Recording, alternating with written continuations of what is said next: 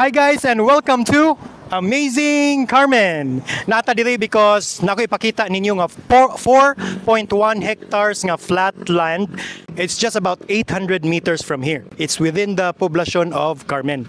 As you can see na diha ilang municipal hall over there. And on the other side na po dito ang park sa Carmen. And without further ado, let's go to the property itself. Okay mga ka-home search partners, nata diri sa gate karon sa going to the lot. This access has about 12 meters ang opening, no? So bisan mga trucks makasud diri. Going to the highway na yung mga 483 meters going to the highway. Padung ta dito sa lot, no? Again, it's about 83 meters from the gate to the lot itself. So nindot dako siya og right of way or access road going to the lot. And this is the lot proper itself. On your right side mo na ang perimeter wall. Lahat na nagtagiya diha nga part. You'll be starting to see the big mango trees out there. Himo ni mo ni siyang subdivision, you can keep the mango trees for aesthetic purposes. And of course, pwede ka makapupo og mga mangoes. There's supposed to be 98 kabuok mango trees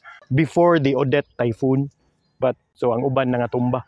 Finally, nanata sa lot proper itself. Again, this is 4.1 hectares of beautiful flat land. And as you can see, landong kay tanan, there's a lot of mango trees. The caretaker said nga only about 2 to 3 mangoes ang natumba pag Odette. So we're close to 90 trees gihapon. If you wanna make this as a warehouse property as well, ang caretaker na dili nga side nagpuyo, no? Dira. And they're close to the access road going outside. So there's so many things, there's so many possibilities that you can make sa dili nga lot. And not to mention, it's very close to the center of Carmen. Iskina lang sa Carmen Church. You can already go here, about 483 meters. Very, very accessible. Ang hayahay kay tanan because of the mango trees. Very, very wide. Nice ang shape sa property, almost rectangular.